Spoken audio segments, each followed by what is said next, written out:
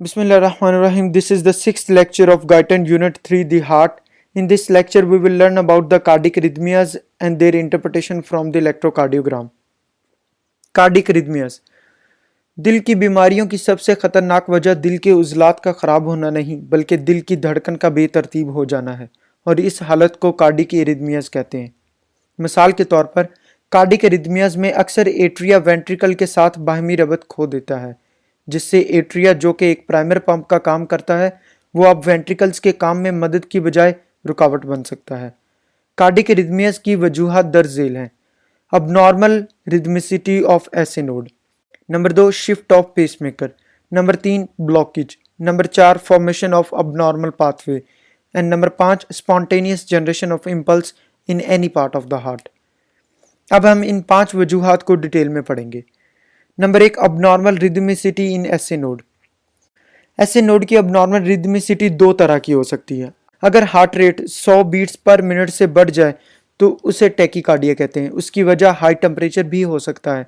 आमतौर पर हर एक फ़ारेनहाइट टेम्परेचर बढ़ने से 10 हार्ट बीट पर मिनट में इजाफा होता है।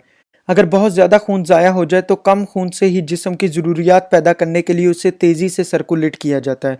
उस वक़्त सिंपैथेटिक सिस्टम एक्टिव हो जाता है जो कि टैकीकार्डिया का बायस बनता है और धड़कन की रफ्तार 180 बीट्स पर मिनट तक पहुंच जाती है।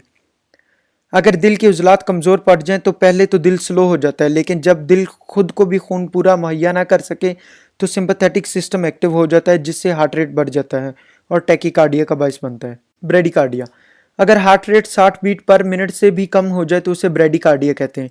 एथलीट्स का दिल आम इंसानों के दिल से ज़्यादा मजबूत होता है, जिससे वो कम धड़कनों के साथ ही ज़्यादा स्ट्रोक वॉल्यूम होने के कारण ब्लड को पूरी बॉडी में आसानी से पंप कर सकता है।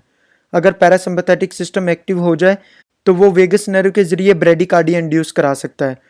कैरोटिड साइनस सिंड्रोम के मरीजों में गर्दन पर ज़रा सा दबाव डालने पर बैरोरिसेप्टर रिफ्लेक्स एक्टिव हो जाते हैं, जो कि वेगस को एक झूठा पैगाम देते हैं कि ब्लड प्रेशर हाई हो गया है, और फिर वेगस उसको लो करने के लिए ब्रेडिकार्डिया इंड्यूस करता है।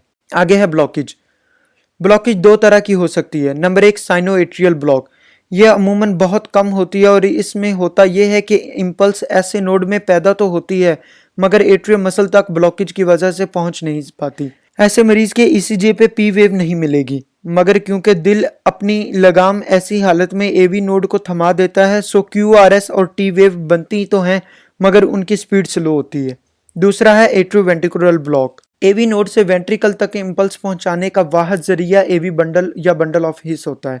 अगर इसमें ब्लॉकेज हो जाए तो उसे एट्रियोवेंट्रिकुलर ब्लॉक कहते हैं। इस ब्लॉकेज की 4 मेन वजह हो सकती हैं। इस्कीमिया यानी ब्लड सप्लाई का रुक जाना, कंप्रेशर यानी स्कार टिश्यू या कैल्सिफिकेशन का हो जाना, इन्फ्लेमेशन यानी डिफ्थेरिया या रिमेटिक फीवर जैसी अमराज से दिल के उजलात का सूज जाना, कैरोटिड साइनस सिंड्रोम की वजह से पैरासिम्पैथेटिक स्टिमुलेशन का एक्सट्रीमली एक्टिव हो जाना। एवी ब्लॉक की सीवियरिटी की बुनियाद पर हम इसे 3 टाइप्स में तकसीम करते हैं। Number 1 first degree AV block. इस ब्लॉक में पी वेव ईसीजे पर आएगी जरूर, मगर उसके बाद क्यूआरएस कॉम्प्लेक्स जो कि 0.16 सेकंड के इंटरवल के बाद आता था अब वो 0.20 सेकंड से भी ज्यादा टाइम के बाद आएगा। So basically the first heart degree block is impulse delay occur. Number 2 second degree AV block.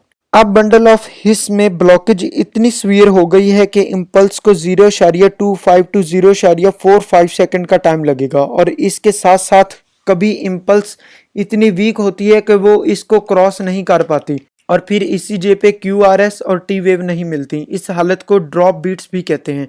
Second degree block में एट्रिया और वेंट्रिकल्स के माबैन धड़कने की शरह 2:1 या अक्सर औकात 3:2 या 3:1 भी बन जाती है। Third degree block. इस हालत में तो बंडल ऑफ हिस मुकम्मल तौर पर ब्लॉक हो जाते हैं और जिससे इम्पल्स को वो रोक देते हैं, जिसके नतीजे में वेंट्रिकल्स धड़कने से कासर रहते हैं। लेकिन जैसा कि मैं पिछले लेक्चर में बता चुका हूं कि 5 से 20 सेकंड के बाद वेंट्रिकल्स नया पेसमेकर बनाते हैं जो वेंट्रिकल्स को दोबारा धड़कन तो देता है मगर उसकी स्पीड स्लो होती है। सो ऐसे मरीजों के ईसीजी में 2-2 या 3-3 पी वेव्स के बाद एक क्यूआरएस कॉम्प्लेक्स की वेव आएगी। Pre mature contraction. अक्सर औकात निकोटीन या कैफीन के इस्तेमाल से या फिर हार्ट में स्मॉल कैल्शियम ज़्यादा प्लाक्स बनने या फिर लोकल एरिया इस्कीमिया होने से दिल के मुख्तलिफ मुकाम पर एक्टोपिक फोकाई बन जाते हैं। इन फोकाई से निकलने वाली इम्पल्स हार्ट को इरेगुलर बीट या प्रीमैच्योर बीट देती है। अक्सर दिल में कैथेटर गुजारते वक्त भी प्रीमैच्योर बीट को इंड्यूस किया जा सकता है। अगर ये प्रीमैच्योर बीट्स वेंट्रिकल्स के बढ़ने से पहले उन्हें कॉन्ट्रैक्ट करवा दे तो आर्टरीज में खून ना पहुंचने की वजह से पेरिफेरल पल्स नहीं मिलेगी। इसको पल्स डेफिसिट कहते हैं। वेंट्रिकुलर फिब्रिलेशन कार्डिक रिदमिया की सबसे खतरनाक सूरत वेंट्रिकुलर फिब्रिलेशन है, जो कि अगर 1 से 3 मिनट तक ना रुक जाए तो जानलेवा भी बन सकती है। वेंट्रिकुलर फिब्रिलेशन में इम्पल्स इस तरह से बरसर्क मतलब इंसेन और मैड हो जाती है कि इधर उधर भटकने लगती है और कभी हार्ट को किस एरिया से और कभी किस एरिया से इस तरह स्टिमुलेट करती है कि सिम बॉल की तरह बेकाबू हो जाती है। ऐसी सूरत में वेंट्रिकल्स के कुछ हिस्से सिकुड़ रहे होते हैं और कुछ हिस्से फैल रहे होते हैं। सो कभी भी पूरे वेंट्रिकल्स में कोऑर्डिनेशन कॉन्ट्रैक्शन नहीं हो पाती। इसी वजह से 4 से 5 सेकंड बाद मरीज बेहोश हो सकता है। वेंट्रिकल फिब्रिलेशन की 2 मेन वजूहात हो सकती हैं। Number 1 sudden electrical shock to heart और number 2 ischaemia of conduction system of the heart. Treatment of the ventricular fibrillation is called defibrillation. 2 electrodes को 110 volt of 16 cycle of alternating current पर charge किया जाता है और फिर 0.7 सेकंड्स में वो सारा करंट हार्ट में छोड़ दिया जाता है, या फिर 1000 वोल्ट करंट सेकंड्स के 1000वें हिस्से में चेस्ट वॉल में लगाया जाता है, जिससे दिल 3 से 5 सेकंड के लिए मुकम्मल तौर पर न्यूट्रल हो जाता है और फिर ऐसे नोड दोबारा बीट पकड़ता है और फिर एक्शन पोटेंशियल नए सिरे से शुरू हो जाता है।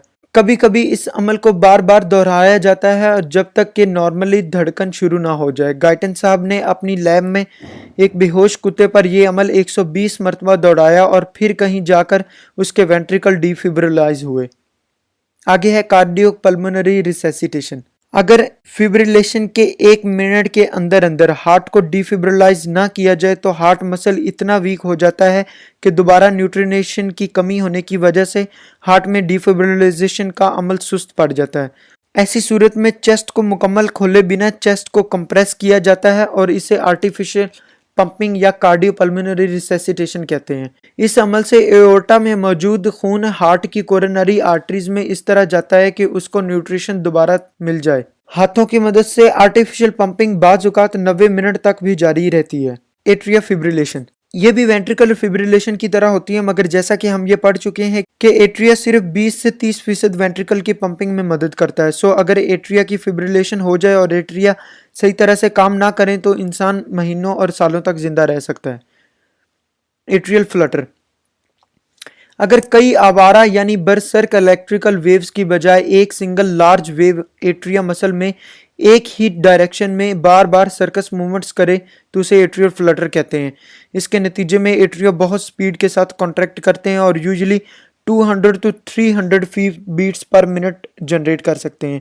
सो ईसीजी में हमें वेंट्रिकल्स की हर एक सिंगल वेव के बाद एट्रिया की 2 से 3 वेव्स मिलेंगी।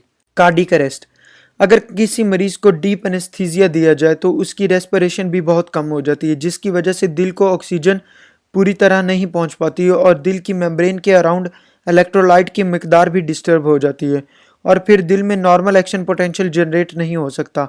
इस हालत में मौत भी वाक़ हो सकती है और इसे कार्डिक अरेस्ट कहते हैं। ऐसे मरीजों में कार्डिक पल्मोनरी रिसेसिटेशन देते वक्त रेस्पिरेशन का भी खास ख्याल रखा जाता है। कुछ सीवियर मायोकार्डियल इन्फेक्शन में भी कार्डिक अरेस्ट हो सकती है और इसके इलाज के लिए आर्टिफिशियल पेसमेकर इम्प्लांट किया जाता है, जिससे मरीज महीनों और सालों तक जिंदा रह सकता है। Thank you for listening. God bless you. Study to learn, not to earn.